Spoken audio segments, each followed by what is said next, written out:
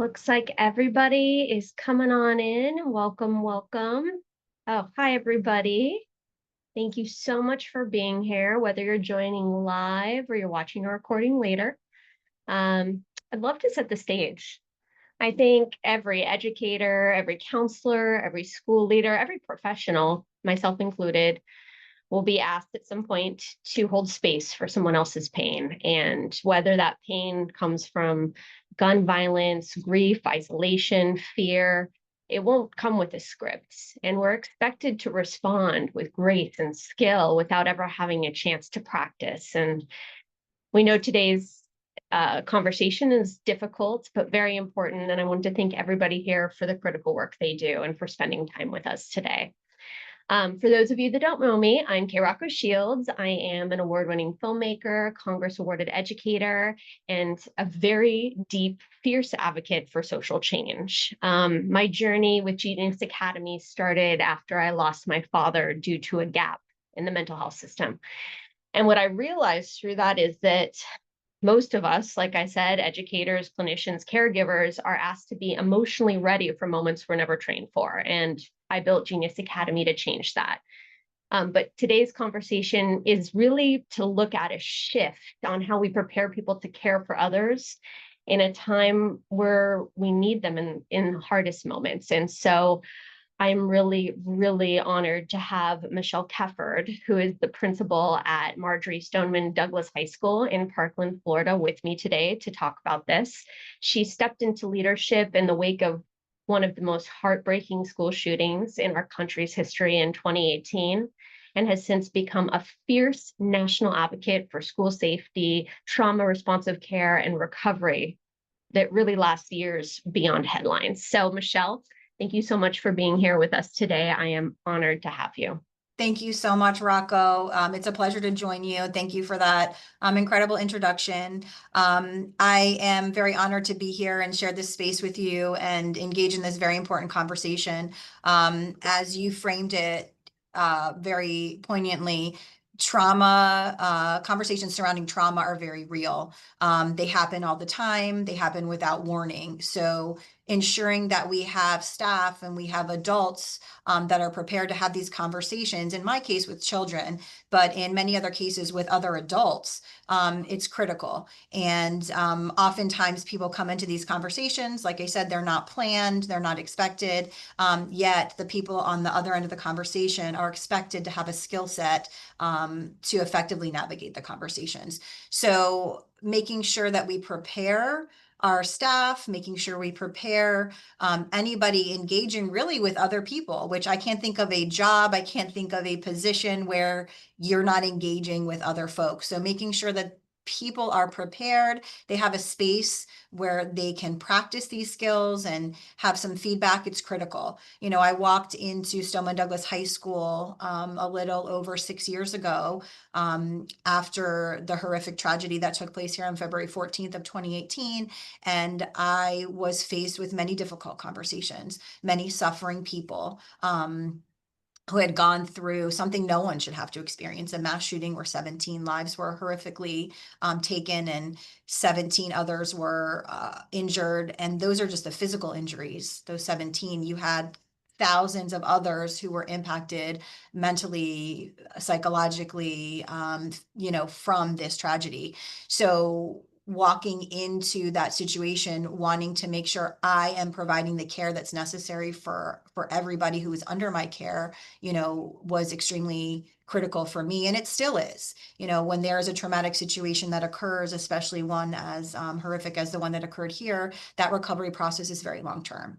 It's not something that happens overnight. It's not something that happens within a few years' time. It is an ongoing process, and those conversations are ever evolving and ever necessary. And I'm sure a lot of those conversations are still happening today and ongoing in your work years after the tragedy, right? Absolutely. I think, especially when we're talking about recovery and when someone's experienced something traumatic, anything that happens subsequent to that can be an activator for that traumatic response or that trauma response. So you're right. Those conversations are are happening all the time, not just related to the shooting that occurred, but also on any given day, you have somebody who's experienced a tragedy. It could be the death of a family member. It could be, let's say a student whose parents are going through a divorce. It could be a child who was sexually assaulted by, in a relationship they were in by a partner they had. So there are many, many layers of trauma. There are many things that can cause trauma, and it's something that is not going to go away. And we do need to be prepared to have those conversations. I think when people think about trauma preparedness, they think of like lockdown drills, emergency policies, and kind of like a checklist. But I think you've seen firsthand that recovery isn't procedural, it's personal. Would you? Absolutely. What are some real emotional and systemic challenges of leading a school or a community through this? I think everybody's journey through recovery is very different and it's very personal. So even though you had multiple people who may have experienced the same traumatic event, how they process that event, how they work through that event, how they recover, is very, very different. So it is very personal. You have to really get to know each individual person and meet them where they are and provide the specific support that is necessary for them.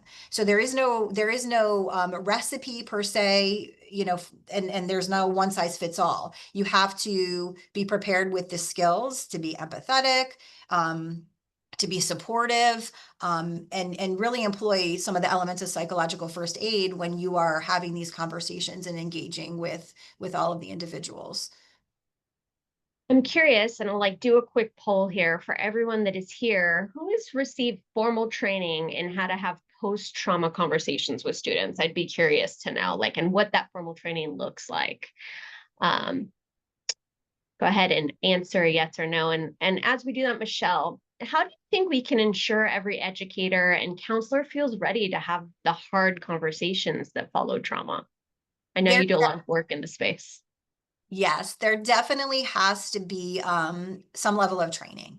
There has to be a level of support, and there has to be that an ongoing resource, really, for lack of a better way to put it, where people can tap into should they need to have a conversation. I know for me, like you said, I do a lot of work in this space. I do some training on communication and those types of things, and one of the elements that's very effective is the ability to practice, right? So I oftentimes will have people in a room, we'll share the strategies, we'll discuss some of the best practices, and then we will do practice. And that practice allows those participants to engage and employ those strategies while also receiving feedback. But that's great when I'm in the room with them, right? And I'm right there. But what happens if a month down the road, 2 months down the road, they have to have a conversation and they want to have an opportunity to get some feedback?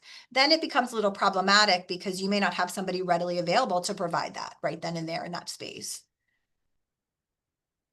We do have, thank you for that. And that is really an important thing to know. And I think with technology and all of the tools around us, I think there is like a glimmer of hope in this, and with, thought leaders like you being able to distill their knowledge, I think there is hope. And I think we can move forward really to ready people to be better at this human experience. The results of the poll, it's really interesting. You want to guess?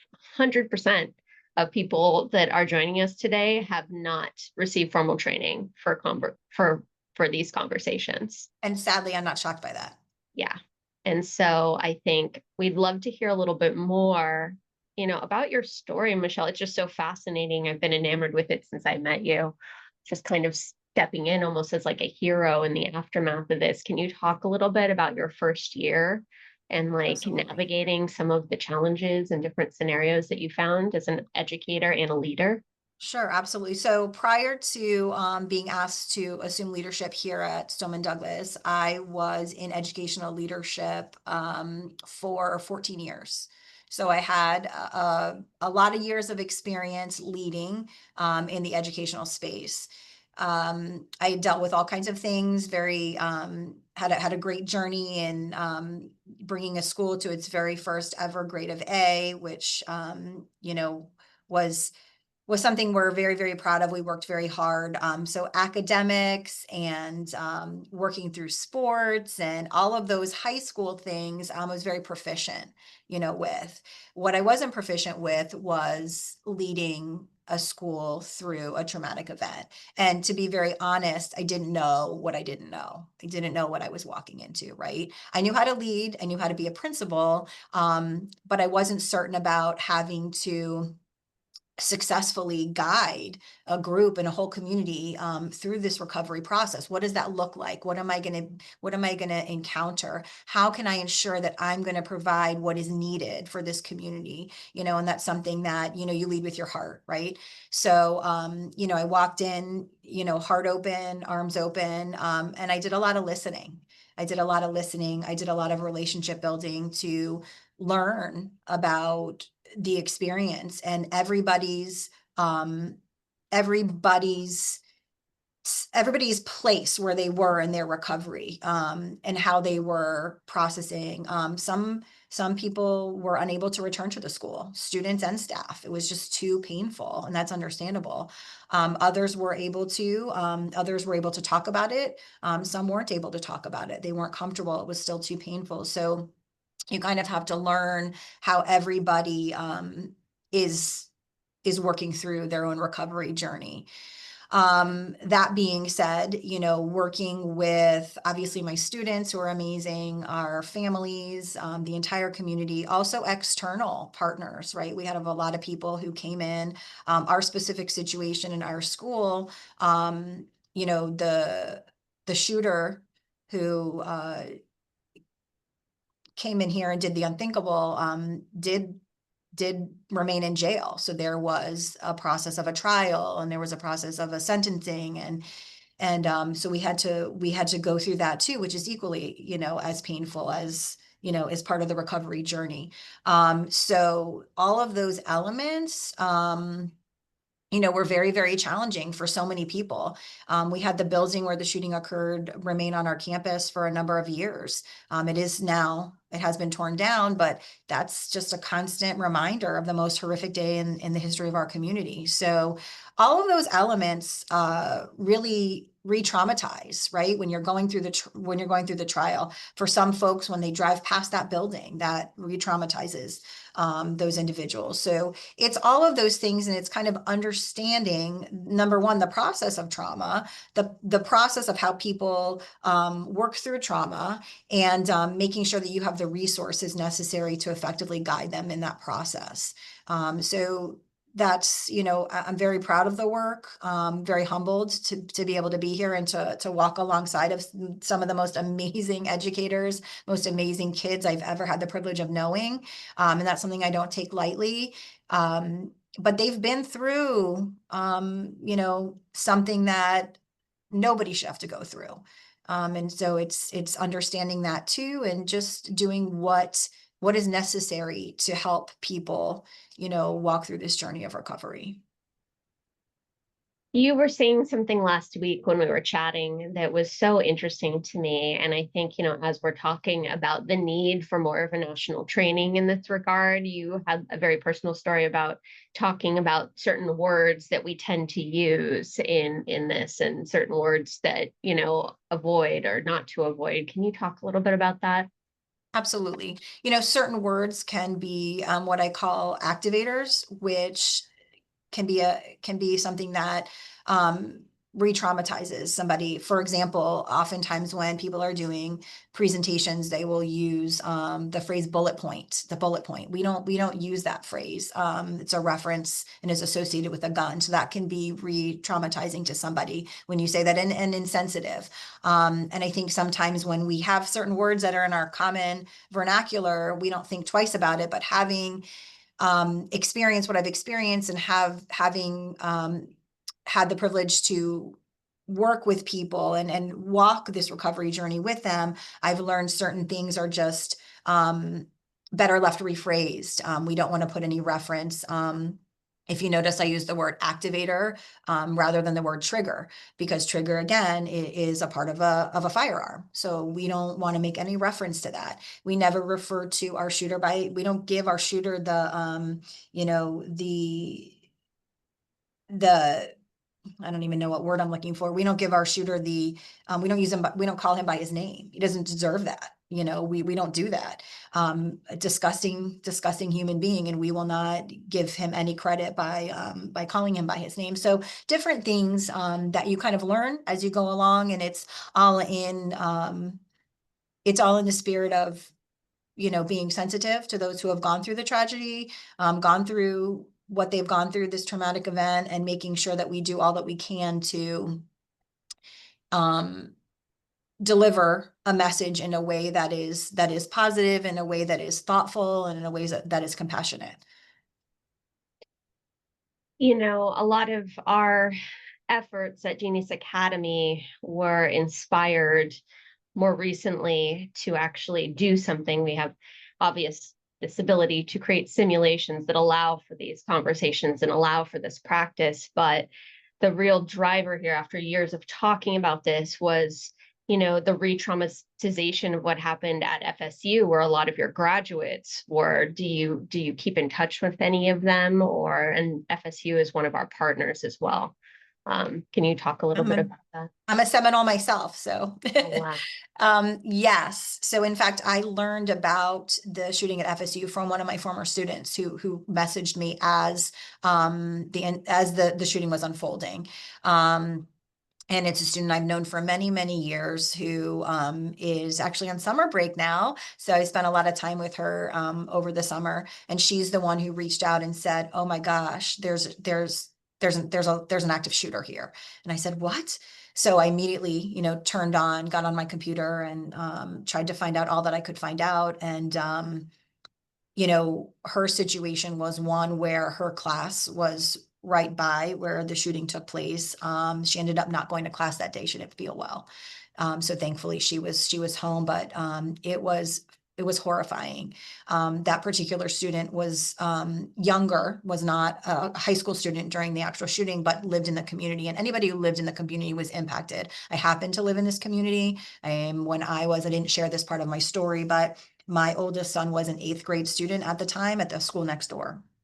And his experience was one where some of the students who were fleeing our school at the time, he was in a portable classroom, which is an external, essentially it's like a mobile home, for lack of a better way to say it, outside, that was utilized as a classroom. And the teacher, they were put on a code. The teacher pulled some of those kids into the classroom to safety as they were fleeing the high school. And I was getting messages from my son, "I'm scared. There's a code red, not a drill." And I was a principal at another school at the time, and you don't think school shooter. You just think, okay, something happened. We'll get to the bottom of it. Let me make some calls and see what I can find out. And when I made some calls and tried to find out, and this is before it had even hit the news, heard there was an active shooter, and they didn't know the whereabouts of the shooter at the time. So here I am as a parent, and my child is in an external, aluminum classroom, um, with somebody running around with a firearm. And so the students who had fled the high school had actually seen the shooter and described to the middle school students who they were locked in with, what they had seen. So there was absolute terror there. And as a parent, I was about 35 minutes away from my child at that time, and did the best I could to calm him, through text message. Yeah, so it was horrible, but having gone, my point is, if you lived in this community, you experience it. It's a very close-knit community, kind of a small town feel, that we have here. Very kid friendly, lot of young families here. So that particular student, I kind of walked through that with her, spoke to her obviously several times, and kept up on what was going on. But it was horrible. There are kids who, like you said, had experienced it here, and they go to college, and here they are again. And that shouldn't happen. It shouldn't happen one time, let alone twice. And unfortunately, the world we live in today, we're seeing this, and it's not going away. We're seeing this continue to happen. And it's it's just devastating, quite It honestly. is. It is. We, after that happened, we started to look at a lot of our partners, and we found that over half of our partners across the United States have had a shooting on campus or adjacent. And this is like very, Shouldn't it very, be? no, it shouldn't be. Like, it's almost unbelievable. It's an unbelievable And statistic. you think about it too, Rocco, to your point, we're hearing about what happens in schools, right? And that's the world in where I live. But it's happening in movie theaters. It's happening, in parking lots. It's happening, in all different places. And so the aspect of trauma is real. And we're continuing to find ourselves in situations where people have experienced horrific trauma, and we can't take away that trauma. But what we can do is be a resource to help people walk through that trauma, right? Help them in their journey to recovery. And that's the part that I'm very grateful and honored and humbled, like I said, to be able to have a role where I I'm walking alongside people and being able to provide resources and be that resource in some cases. For the fact that my former student, reached out to me and was, this is going on. That speaks to the relationship piece, right? And the power of that, being able to be that support for somebody to guide them through and to say, hey, you know what? I'm not physically there with you, but I'm there with you, if that makes sense. Wow. If for everyone here, what resources are there? Are there books or anything in the professional development world to really like learn from a lot of the wisdom that you carried? Because obviously you've really had the chance to practice quite a bit through the parents, the students, it's not just students, but it's everybody kind of Community as a involved. whole, correct. Yeah. And so is there anything available out there to really like glean some of your knowledge or, place to start? I think I do training myself. I think when I first started here, we had somebody who was we had a trauma informed training, somebody who came and delivered a training and, gave us a background in some of the emotional, psychological, physical responses to trauma, some of the things to look for, some of the ways to help navigate as people are walking through trauma. But I don't know, Rocco, of any formal training. I know that, as an educator, we go through, and I imagine most districts are the same in most states, we go through trainings in the beginning of the year, which we're preparing for a new school year now. So there are mandatory trainings that we go through. We don't currently have a trauma component, right? Specifically in those trainings. And I think that's something that states and districts would benefit from, right? That there needs to be something that specifically speaks to trauma and how to help people navigate through that trauma. Absolutely. And, even as we think about preparing for the unexpected. My niece came home several years ago very upset because they were doing drills and she was convinced that someone was going to come into her school and shoot up the school because it was not framed to her in the correct way. So not only is it the job of educators to help in the aftermath, but also prepping. And I think there's some important conversations to be had about age appropriate training for Yes. different students. I mean, can you touch on that? Absolutely. Age appropriate trainings are absolutely necessary. Even for us, we have our commemoration that we honor every February 14th, which is the date in which our tragedy took place. And we talk a lot about that, about making sure that our delivery and why is this day impactful? Why is this day important?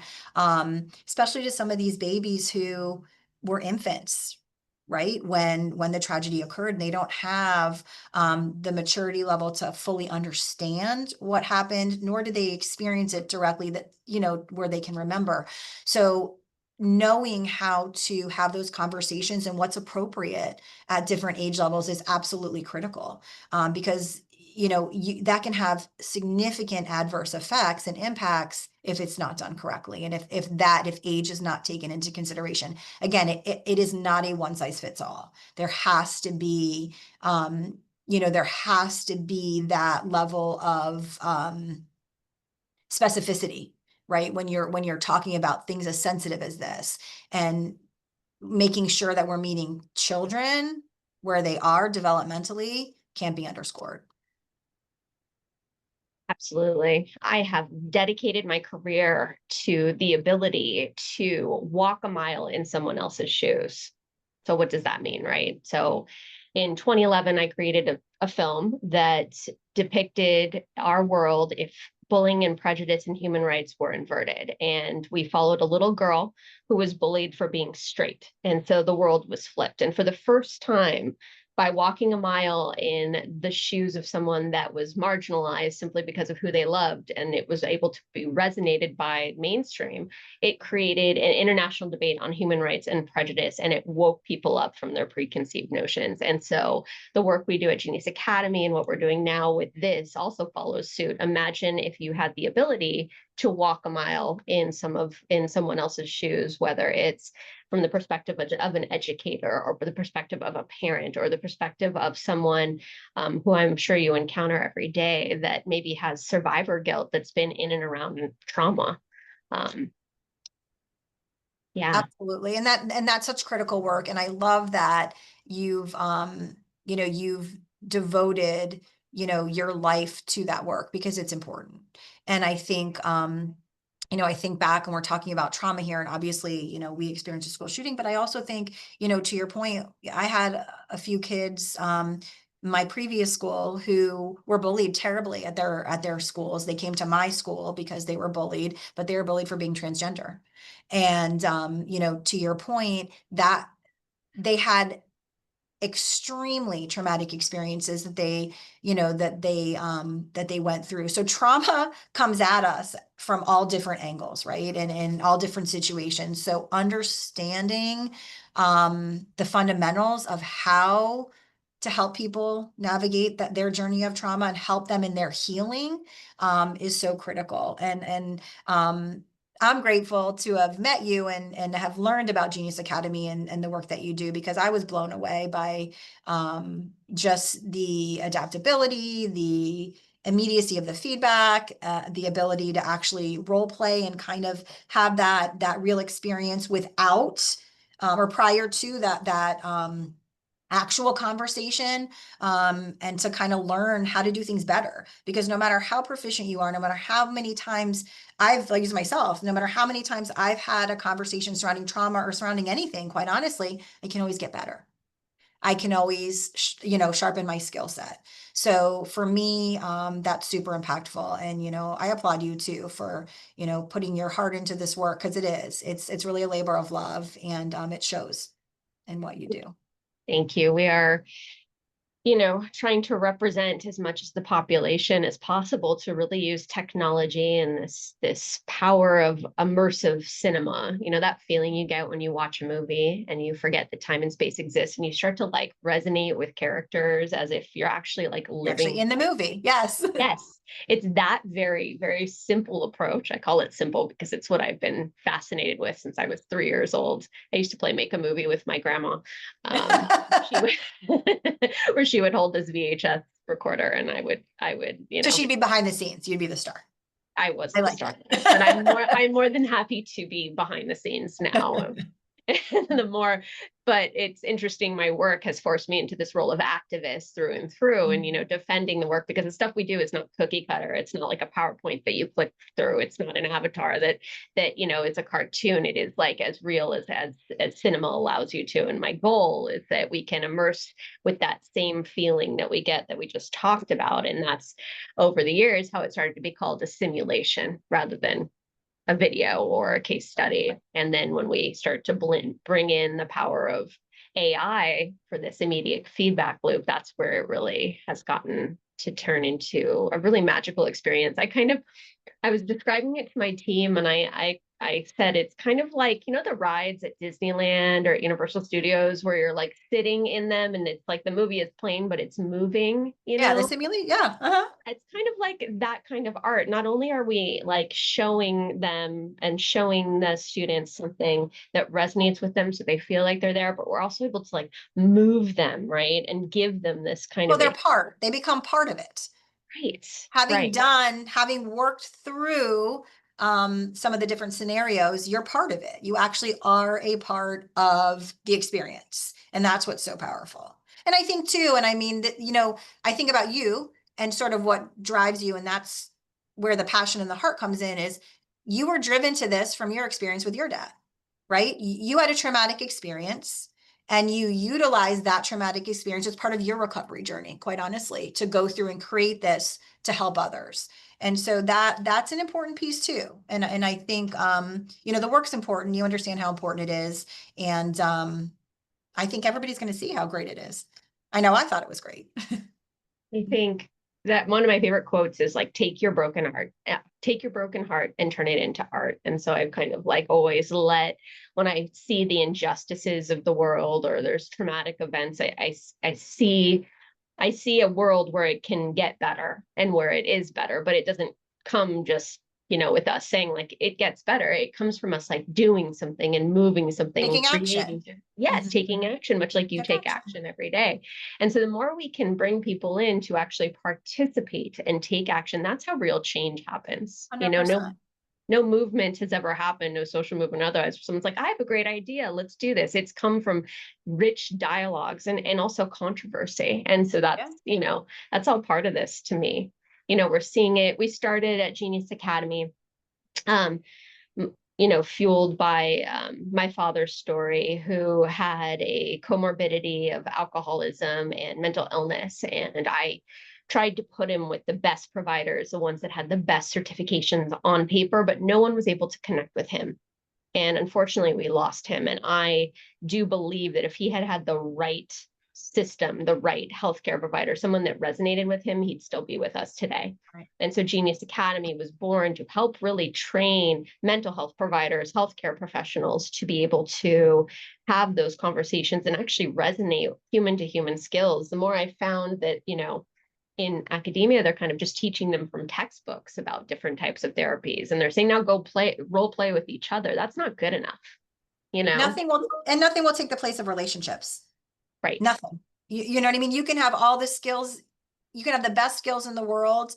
If you aren't able to connect with people, it's all for nothing. And you're not going to see success in whatever it is you're doing. And I can tell you, I've seen that time and time again, right? Like even when I'm hiring staff and we're hiring a teacher, they could have been Harvard educated, be in, biochemical engineering, and I need a chemistry teacher or a biology teacher. If they can't engage and they can't form a relationship, I might as well have somebody, who has, a degree in math up there. It's about that ability to create relationships. You're right.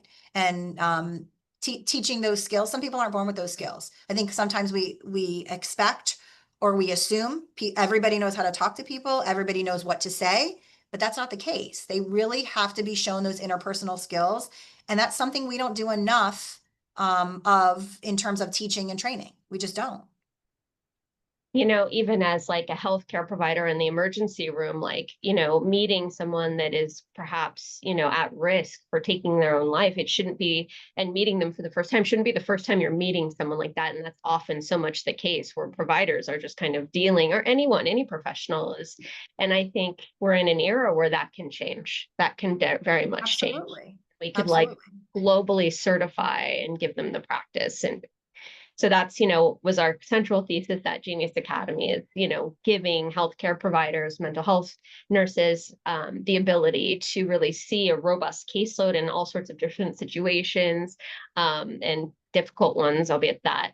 And then it kind of has naturally expanded into teacher training, showing students that are having trouble at school, students who struggle with learning differences. We have one in which you can actually see through the eyes of a dyslexic child walking a mile in someone else's shoes. And that's designed for teacher training. So they really can understand what it's like to be in a normal classroom. And then here we are, after I was inspired to take a look at this very difficult topic, I was honored that you took a look at our first installation, which is the Maya simulation.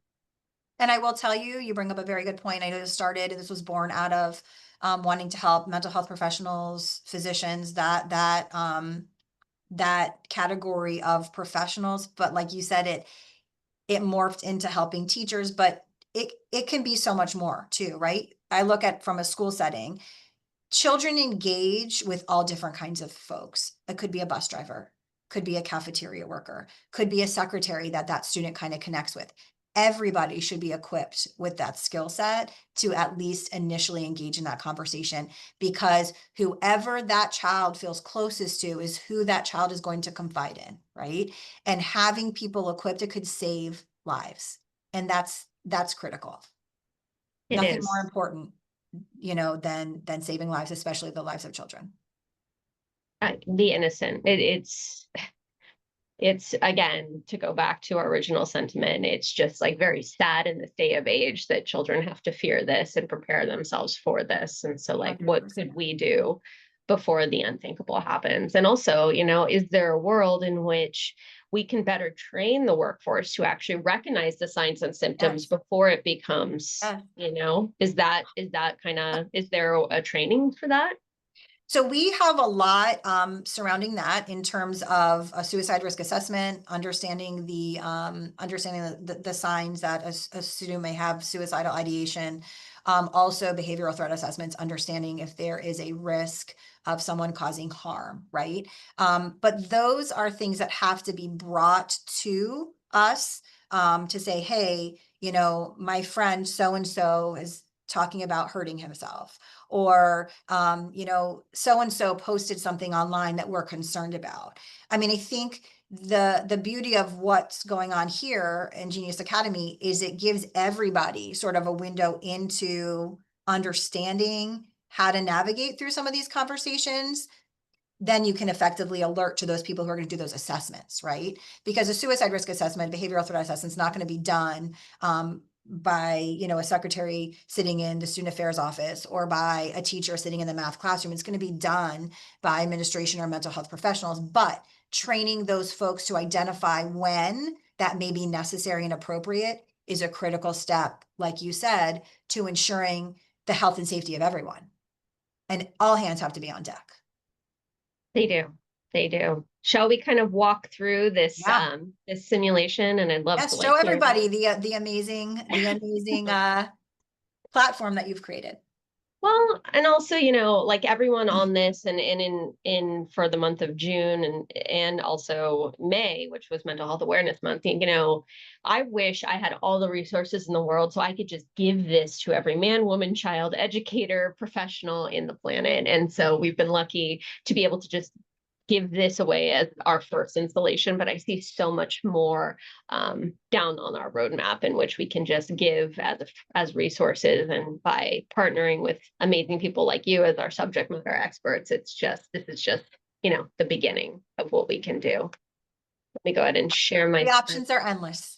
The options are endless. And so with this, I found that I sat down. I'm like, okay, we have the ability as our, we are a smaller company, but we are mighty. We have the ability to create something and give this away to the entire United States. And we have to start with one. And we looked at many different types of simulations that we could create. And we chose Maya in our immersive practicum lab. And so what this is we combine this idea of cinema and that art of engagement, AI and technology to create these simulations that give feedback, that allow learners to practice and give feedback in real time. And we call it the flight simulator for human skills, for lack of a better word. So why do pilots get simulations? Why do they get to sit and walk a mile as an actual pilot? Everyone should have that. And in my pain of my father, I created this little itty bitty prototype that actually turned into thousands and thousands of different simulations. And so, like I said,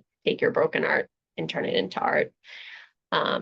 It kind of flows. Let me kind of give you the flow and then we could talk specifically about mine. Does that sound good? Sounds So great. you're like down the hood, under the hood a little bit. So the idea behind this, and again, the idea here is that everyone should have access to this. It should not be relegated to a headset. It should not be relegated to being in person. The idea is everybody with access to one of these should be able to have access to amazing quality curriculum simulations that actually put them in the driver's seat. And that's what Genius Academy is. So we expose the learners to these high fidelity, like cinematic experiences, as you could see, that are not cookie cutter at all. And we ask them a question. They then record themselves responding. And we take that video recording, and in real time, we can dissect so many different elements and give them feedback in this real time experience that is custom tailored to them. They And then what I will say really quick, Rocco, because I have to give a little plug here. I was so impressed with how immediate the feedback was. It's literally immediate. That's the whole point is like I think even in normal study there is a moment where if you were being looked at by a professional or a teacher, there's still like hours or days that go by, and then by the time you get that feedback you don't really remember what you did. And that's what was so critically important to me, and was very difficult. It took a lot of our amazing technologists and engineers to make that a reality early And on. it's there forever. You can go back and review it, right? If you Yes. do the simulation, I'm sorry, I keep interjecting, but you do the simulation, you have the feedback, and then let's say a situation comes up where you have to have a critical conversation, you can go back and review that right before your conversation. How impactful is that, right? To ensure the most effective conversation that you can have. Yeah. And like you said, we have our learners going back and doing it again and again and again, and we could see them getting better and better and better in all of these different facets. And like they find themselves refining, repeating, and mastering in this very safe space to make mistakes. This is like in all, although it's very real, it is by all means a safe space for them, and that's what they really love. Absolutely. Yeah. So let's kind of get into Maya. So when we looked at, I'll just stop screen sharing for a second, set the stage. When we looked at this, we could have created so many simulations, as I touched on, in crisis, prior to crisis, obviously, like training teachers on how to give better orientation for children. And what I realized, especially in the wake of the FSU shootings, is that there are so many people with this complex trauma of survivor guilt. And if over 50% of our partners have had a mass shooting on or near campus, how many of those have that? Oh, that could have been me. That could have been there. Would you say that's like a pretty common sentiment? Absolutely. I mean, you have even the shooting here, you had people who were absent that day, people who, called in sick that day, those types of things. Even people who, they lost a friend, they lost a loved one, they lost a teacher, and witnessing that's incredibly traumatic. And so we chose to create Maya because we thought that would do a lot of good in the world. And by taking this training and sending it out nationally, at least it would equip educators as our first installation with the ability to practice these tough conversations with students that we felt like was very a widespread problem. So I'll go ahead and play a clip, and I'd love any insights you can glean. Feel free to to uh, to speak, of course. Play. I'm not really sure if I should be here. I mean, there are other people who probably need this more. And I don't want to take up your time or anything. I haven't been sleeping. And it's getting worse. And every time I close my eyes, I'm back in that moment.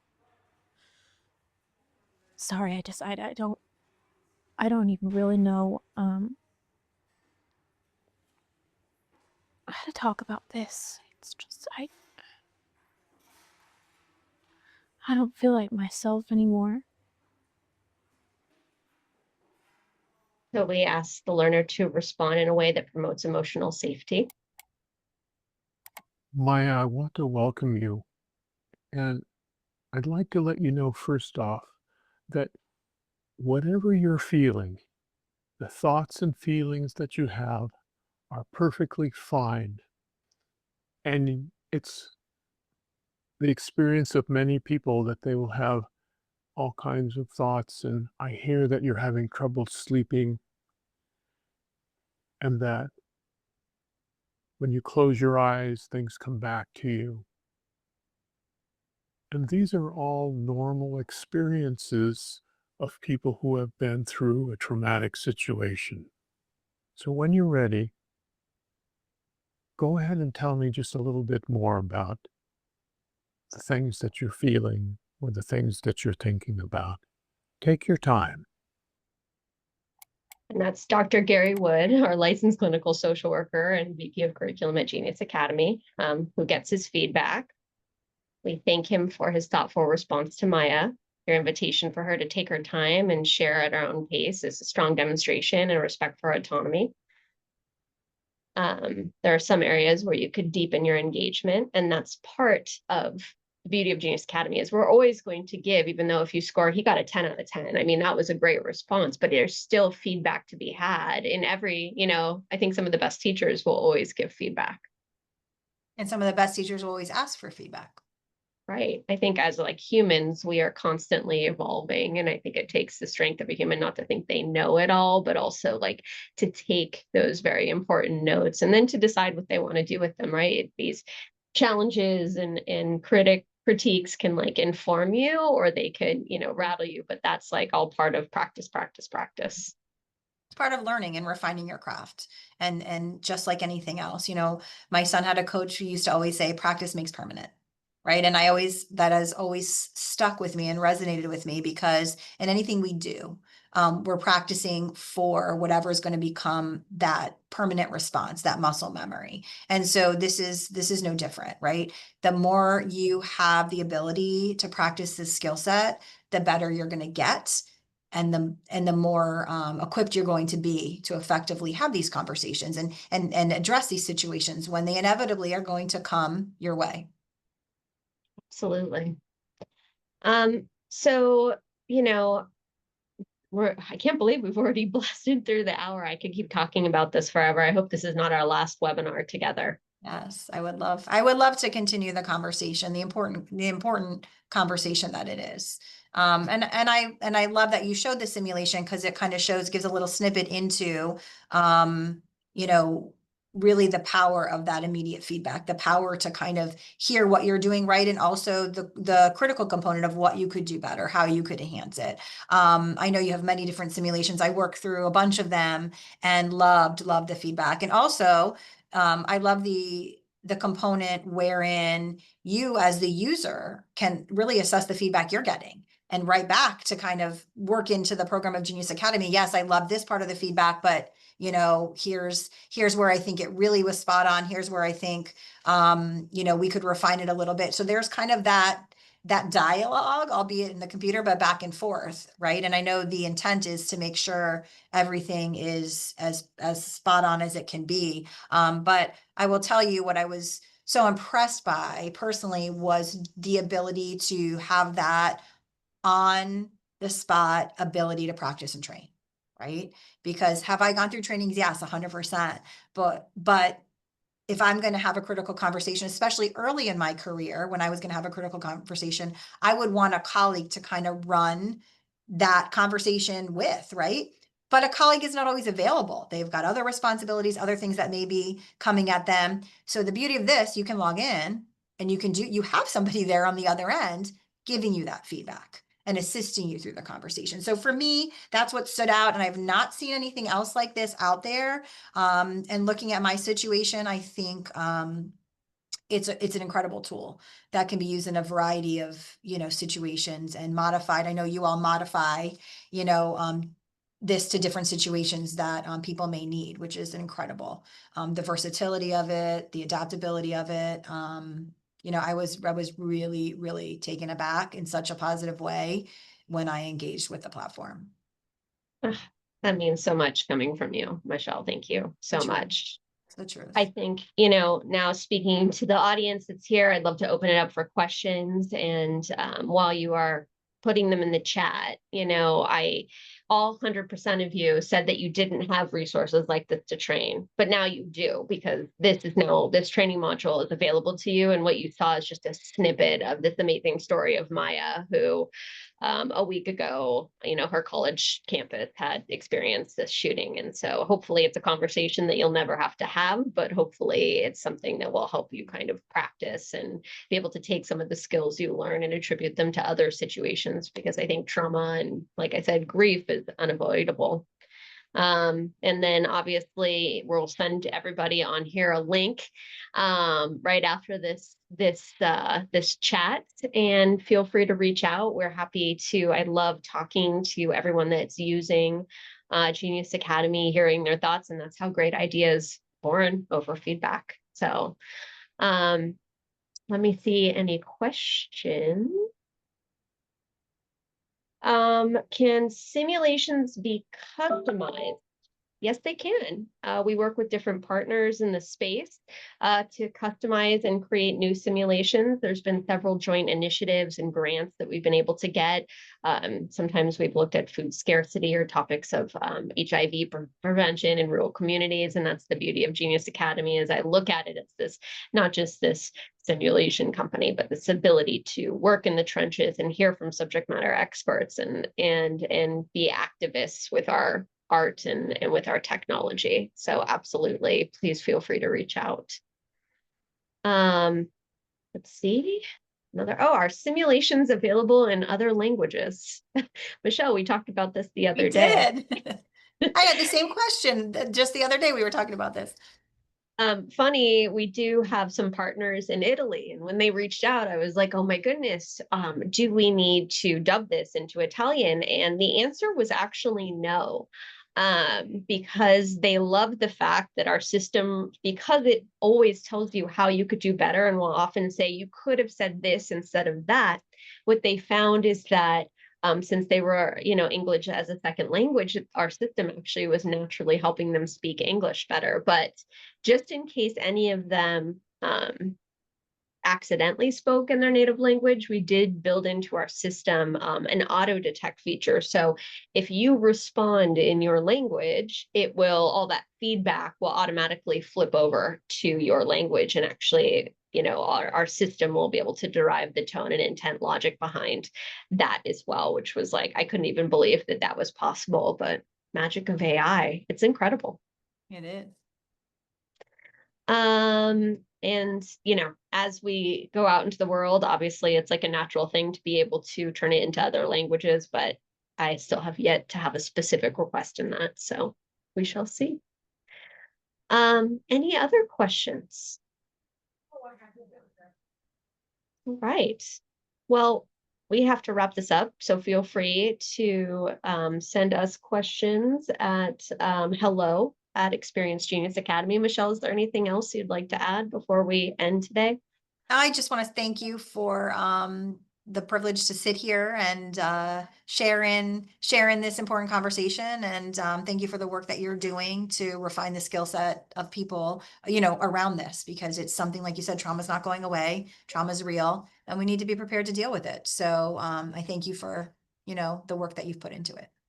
My hat's off to you, like being on the ground in the trenches, working with students, educators, parents every day, and navigating that situation. It is an absolute honor and a blessing. And the fact that when we reached out, that you even looked at this and became such a fierce proponent, this is what wakes me up every morning. This is what keeps me going in this journey. And so ultimately, like, it is my honor to be able to continue a dialogue with you. So I'm excited to see what we can cook up next in terms of collaboration.